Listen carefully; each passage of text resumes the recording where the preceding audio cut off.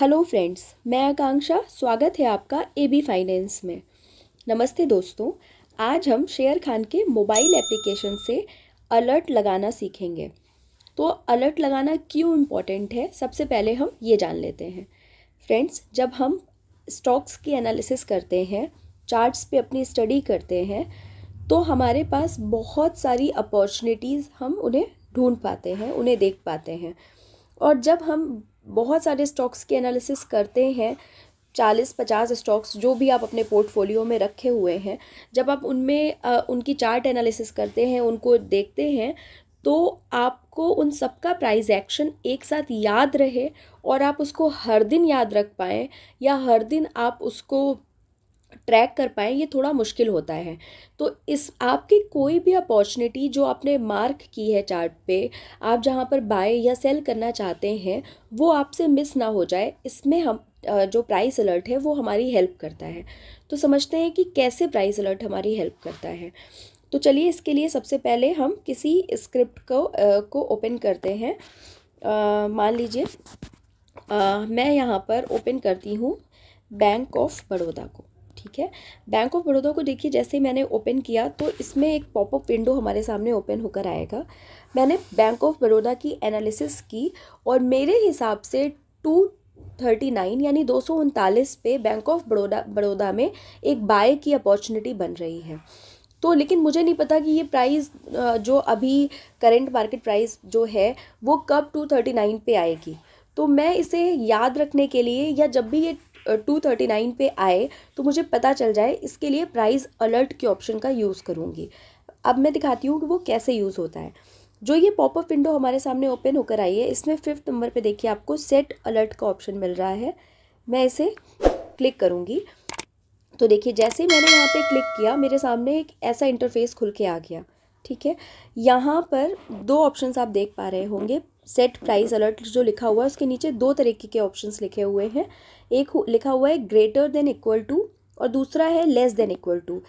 Greater than equal to का मतलब ये है कि जब आप करंट मार्केट प्राइस जो है उससे ऊपर के प्राइस पे कोई, यानी कि 254 पे है, तो अब 254 से ऊपर कोई प्राइस लेवल है, वहाँ पे आपने कोई अपने लिए अपॉर्चुनिटी मार्क की है।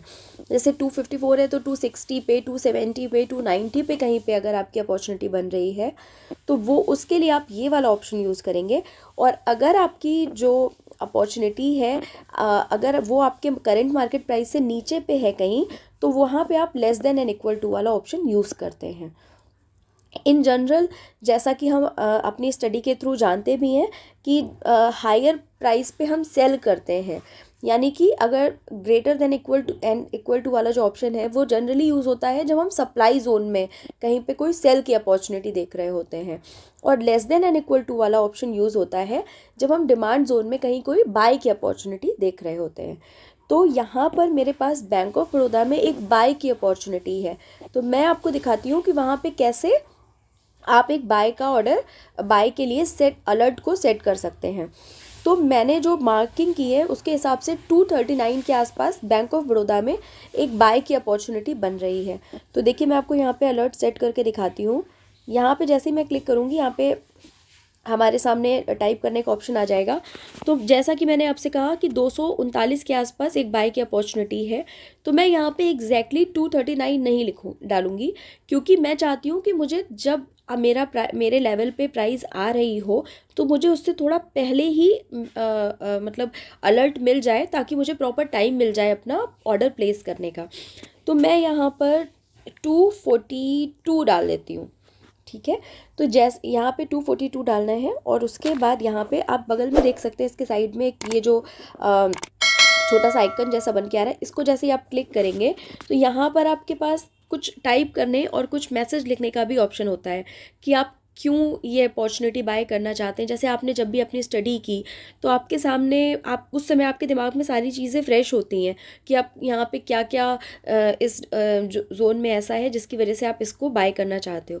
वो सारी चीज़ें आप यहाँ पे लिख सकते हो, ताकि जब आपके सामने ये अलर्ट पॉपअप हो तो आपको याद आ जाए कि आपने क्या क्या सोचा था, यहाँ पे आपको क्या क्या प्लस पॉइंट्स मिल रहे हैं जिनकी वजह से आप बैंक ऑफ बड़ौदा को इस लेवल पे बाय करना चाहते हो। तो मैं आप अपने हिसाब से कुछ भी लिख सकते हैं। मैं यहाँ पे लिख देती हूँ वेरी गुड डिमांड जोन, और आप और कुछ भी लिख सकते हो जो आप लिखना चाहो। मैंने इतना लिख दिया, वेरी गुड डिमांड जोन, और मैं इसको सेव कर रही हूँ।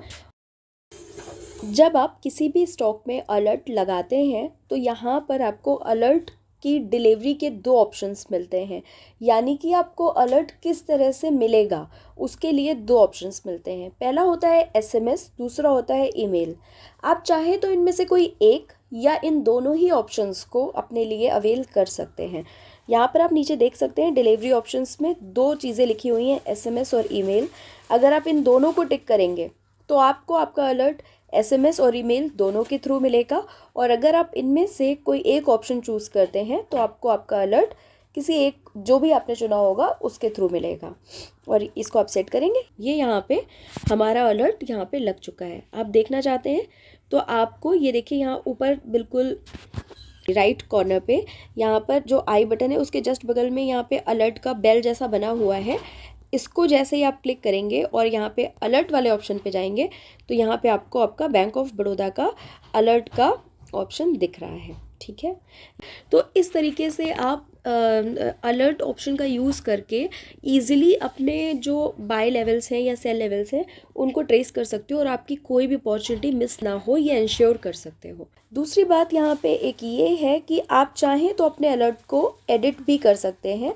यहाँ पे जो 3 डॉट्स बन के आए हैं इनको आप क्लिक करेंगे, एडिट पे जाएंगे, और यहाँ पर जहाँ पे मैंने मैसेज लिखा है वहाँ पे दिखाती हूँ, एडिट किया। जब आप एडिट करेंगे तो आप जो भी यहाँ पे ऐड करना चाहें, डिलीट करना चाहें तो वो आप ऐड भी कर सकते हो, और यहाँ पर अपने हिसाब से कुछ भी घटा बढ़ा सकते हो।